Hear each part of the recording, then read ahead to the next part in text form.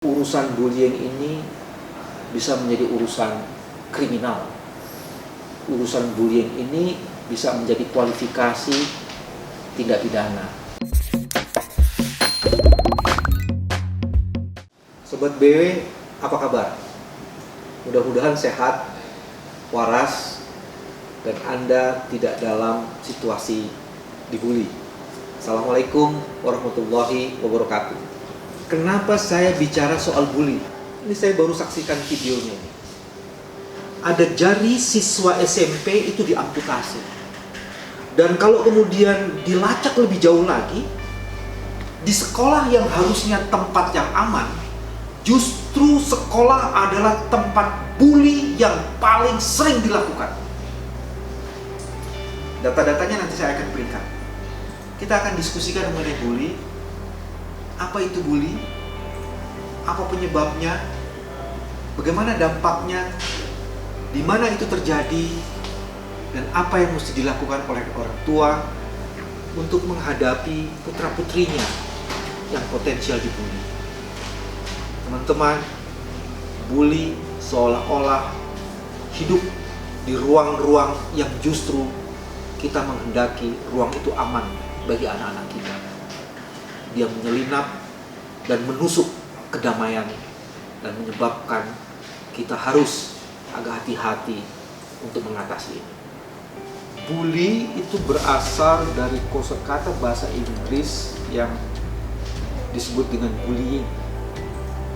Padanannya dalam bahasa Indonesia adalah perundungan, bisa juga penindasan dan intimidasi. Apa saja jenisnya? Bully itu bisa terjadi dan dilakukan secara fisik. Bisa juga dilakukan secara verbal. Verbal pun masih dibagi-bagi. Ada yang verbal langsung, ada verbal tidak langsung, ada verbal yang menyebabkan korban menjadi psikis dampaknya. Ada lagi sexual harassment. Dan sekarang itu juga dikenal yang disebut dengan cyberbullying. Dari berbagai macam itu, sebenarnya kita bisa menjadi 3 kategori. 1 bentuknya fisik, 2 bentuknya non fisik atau verbal, yang ketiga dalam bentuk relationship. Apalagi yang menarik di situ? Tadi saya sudah sebutkan, verbal itu atau bullying itu banyak terjadi di sekolah. Tapi bila dilihat lebih mendalam lagi, ternyata yang namanya bullying ini itu terjadi di ruang-ruang lain yang dikualifikasi sebagai ruang publik. Ada di sekolah, ada di tempat kerja, ada di ruang-ruang tempat pertemuan lainnya. Tapi konsentrasi kita pada saat ini bullying yang ada di sekolah. Karena kita ingin memberikan fokus dan prioritas pada anak-anak yang menjadi korban bullying di sekolah dan pada para pelaku yang menyebabkan bullying itu terjadi. Dan di situ juga ada peran guru dan sekolah. Ini yang akan kita diskusikan, dan ini menjadi menarik kita diskusikan. Ada data yang sangat menarik. Satu media menyatakan 40%, 41% bahkan bullying terjadi di sekolah. Dan kalau itu benar, angka itu jauh lebih tinggi daripada angka statistik bullying yang terjadi di negara-negara OECD. Dan itu artinya Indonesia menjadi salah satu tempat di mana bullying di sekolah menjadi sangat tinggi. Apa sih yang menjadi penyebab itu? Ada pola relasi yang tidak seimbang antara pelaku dan korban. Dan pola relasi yang tidak seimbang ini yang menyebabkan potensi bullying itu terjadi dengan sangat sistematik. Kalau kita tidak hati-hati, maka proses ini akan terus-menerus terjadi dan kita tidak bisa putus rantai kejahatan bullying ini. Sobat BW, kalau dilacak lebih jauh lagi, siapa saja sih yang biasanya dibully? Ini ada yang unik sebenarnya hasil penelitian. Kebanyakan mereka yang dibully adalah orang-orang yang lemah. Tapi penelitian lain mengatakan banyak orang pintar pun dibully. Kalau dia, ini ada yang kedua, kalau dia tidak mampu beradaptasi dengan lingkungannya. Jadi orang yang lemah, orang yang pintar, orang yang tidak beradaptasi dengan lingkungannya, orang-orang yang mempunyai keunikan fisik tertentu, orang-orang yang anak-anak yang berbeda seksual orientationnya, dan ada lagi orang-orang dari siswa-siswi ras tertentu yang suka menjadi bahan olokan. Dan yang terakhir, yang paling kasihan adalah orang-orang yang berkebutuhan fisik tertentu. Nah, kelompok-kelompok ini adalah orang-orang yang rentan sekali untuk dibully. Apa yang balik dalam pola relasinya? Tadi saya sebutkan, persoalan dibully adalah adanya pola relasi yang tidak seimbang. Ada kelompok yang mempunyai kekuatan sangat dominan dan dominatif, menggunakan kekuatan dominannya itu melakukan pressure atau tindakan represif. Tapi ada yang kedua, keteladanan untuk melakukan empati itu seolah-olah hilang, sehingga kemudian untuk menyelesaikan masalah dan dinamika yang ada dalam situasi lingkungan selalu digunakan kekuatan dan kekuasaan. Dan pada akhirnya, pada ujungnya, penggunaan kekuatan itu menimbulkan korban, khususnya bagi orang-orang yang lemah yang tadi sudah saya klasifikasikan itu. Sobat BW, ada juga yang cukup menarik untuk dikemukakan. Apa sih dampaknya bagi orang-orang yang menderita atau dikenakan bully atau mendapatkan bully? Memang kalau dibagi cuma dapat dua aja, ada yang fisik dan ada yang psikis. Tapi yang paling menarik adalah ini cara diatasinya atau problem ini tidak serta-merta selesai dalam waktu dekat.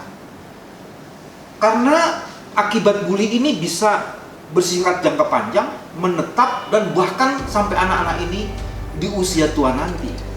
Dia menahun jangka panjang dan bersifat menetap. Misalnya apa saja akibatnya? Satu, hancurnya rasa percaya diri. Dia kemudian mencabut dirinya untuk keluar dari lingkungan sosialnya. Bahkan ketika mereka masih sekolah, sebagian dari mereka menjadi enggan pergi ke sekolah, dan sebagian darinya membuat berbagai alasan untuk tidak datang ke sekolah pada waktunya. Yang lebih mengerikan, bisa terjadi putus sekolah. Apalagi yang menarik untuk dikemukakan, ada trauma emosional, ada ketidakmampuan mengendalikan emosionalitas. Bahkan kemudian dalam jangka panjang, anak-anak ini merasa anak-anak yang tidak berguna, dan yang lebih mengerikan ketika dia mengambil putusan untuk bunuh diri.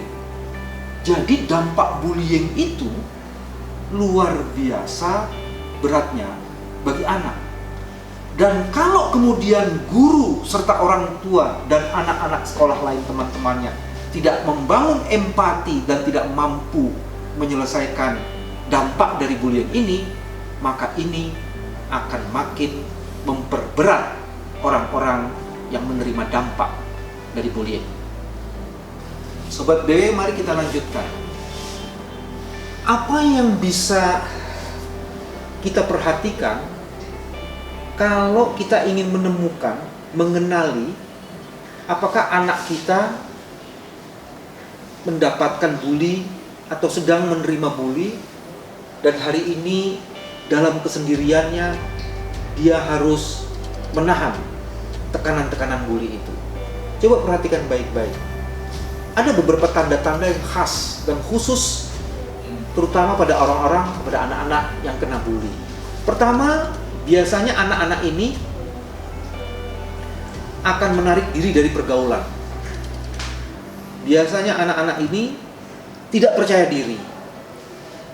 Biasanya anak-anak ini agak malas dan enggan ke sekolah, dan bahkan cenderung mencari-cari alasan untuk tidak pergi ke sekolah. Ada lagi yang biasa terjadi, anak-anak ini ternyata anak-anak yang tidak fokus dengan prioritas-prioritas yang harusnya dia lakukan. Anak ini sulit sekali tidur malam. Anak ini senang menyendiri dan pasif, serta mengerjakan pekerjaan-pekerjaan sendiri secara tertutup. Anak ini biasanya tidak punya kawan. Nah, kalau ada tanda-tanda seperti itu, maka early warning system yang ada dalam orang tua harus segera berbunyi. Bel itu harus dibunyikan. Bahkan orang tua seyogianya untuk langkah pertama harus berkomunikasi dengan guru atau wali kelas di sekolah. Lalu apalagi yang bisa dilakukan oleh orang tua untuk membantu putra-putrinya agar tidak menjadi korban bullying yang tak pernah bisa ditangani, sehingga bisa kembali seperti putra-putri kita yang biasa, yaitu yang ceria, yang bisa memandang masa depan dan bahkan menaklukkan masa depan. Sobat BW, saya coba melacak di Google dan searching untuk membantu para orang tua pada saat anaknya menjadi korban bullying.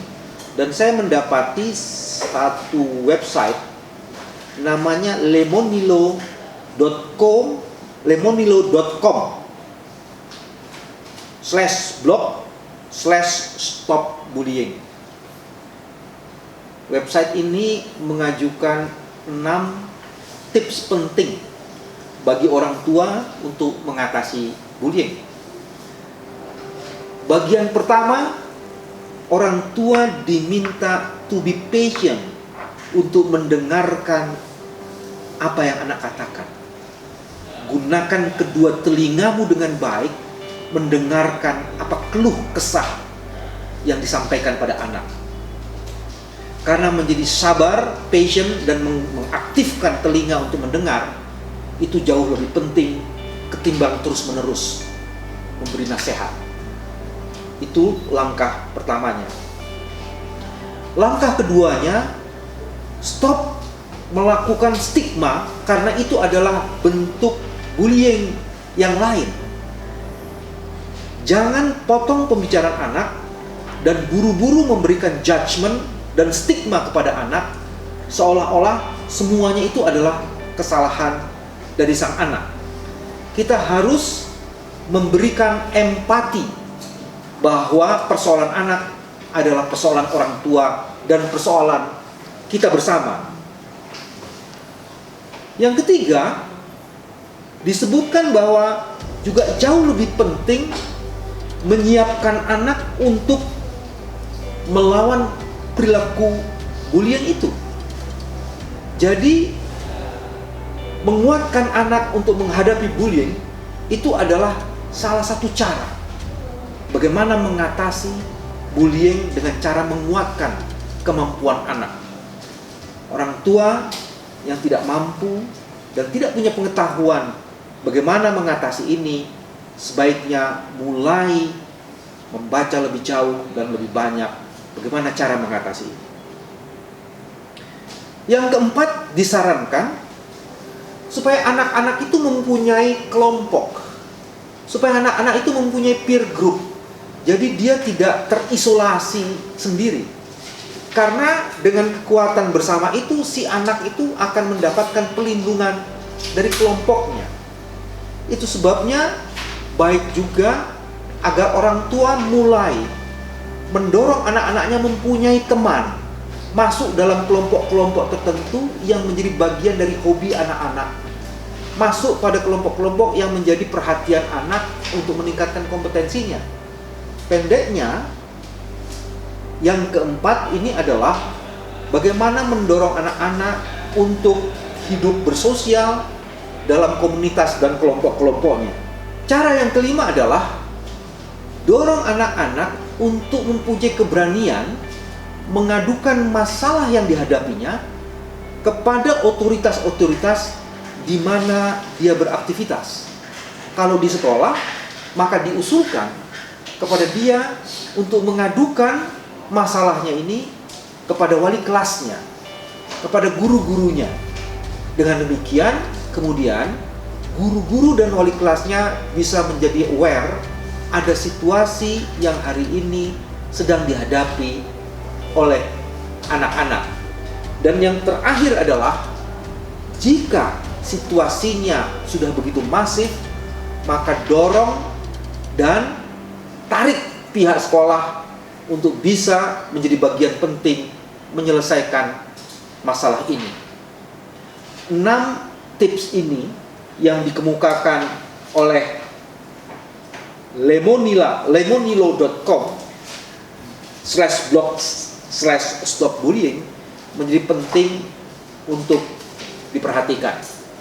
Semoga tips ini akan banyak gunanya untuk membantu para orang tua. Sobat BW, masalah bullying itu bukan sekedar masalah kekerasan yang dilakukan anak terhadap anak lainnya. Masalah bullying bisa jadi problem dalam konteks penegakan hukum. Ada pasal 54 di Undang-Undang 35 tahun 2014 tentang perlindungan anak. Barang siapa seseorang yang melakukan kekerasan atau tindak pidana bullying terhadap teman lainnya, maka dia bisa dikenakan hukuman dan dijerat dengan hukuman penjara paling lama 3 tahun, 6 bulan, dan atau denda paling banyak 70 juta rupiah, tepatnya 72 juta rupiah. Saya ingin mengatakan, Sobat BW, urusan bullying ini bisa menjadi urusan kriminal. Urusan bullying ini bisa menjadi kualifikasi tindak pidana. Jadi jangan bermain-main dengan bullying. Dan bila para orang tua yang anak-anaknya dibully dan sudah mendorong pihak sekolah untuk terlibat menyelesaikan ini, tapi kemudian tidak diakomodasi dengan baik, dia mempunyai hak untuk mempersoalkan ini secara pidana. Jadi sekali lagi harus agak hati-hati. Sobat BW, jadi kalau seluruh uraian yang tadi sudah dikemukakan, apa yang bisa disimpulkan? Pertama, yang namanya bullying ini kerap hadir di kehidupan anak-anak. Dan cilakanya, ia hadir di ruang yang seharusnya memberikan kenyamanan dan keamanan bagi anak-anak. Bullying ini punya akibat yang dahsyat. Dia tidak sekedar mencederai fisik dari anak ini, tapi dia bisa menusuk dan mencederai psikis dari anak ini, dan itu bisa berlangsung hingga hayat anak ini di kandung bayi. Jadi kalau kita tidak berhati-hati dan menghentikan proses bullying ini, maka kita secara sadar dan sengaja menjadi bagian yang akan menghancurkan masa depan anak. Bullying sebagai kekerasan bisa diatasi kalau orang tua mempunyai awareness, orang tua bijak dan mau aktif untuk bersama anak-anak mengendalikan dan menaklukkan bullying ini. Bullying ini juga masuk dalam kategori tindak pidana. Ini adalah tindakan kriminalitas.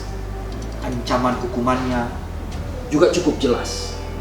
Pasal 54 Undang-Undang Nomor 35 Tahun 2014 tentang Perlindungan Anak sudah cukup jelas mengatur masalah ini. Stop bullying, kita muliakan anak. Dan itu artinya kita memastikan dan menjamin masa depan anak. Kita akan diskusi mengenai bullying dalam bentuk yang lebih spesifik seperti cyberbullying. Itu akan kita diskusikan kemudian dalam episode BW Lounge selanjutnya. Sobat BW, mudah-mudahan seluruh uraian tadi bisa menginspirasi Anda. Dan mudah-mudahan juga tim dari BW Lounge akan berusaha untuk mengundang para praktisi yang punya kompetensi dan kemampuan untuk melindungi anak dari praktek bullying ini. Jangan lupa Anda subscribe, Anda share, beri komen, dan juga like atas seluruh video ini. Saya Bambang Wijoyanto. Assalamualaikum warahmatullahi wabarakatuh.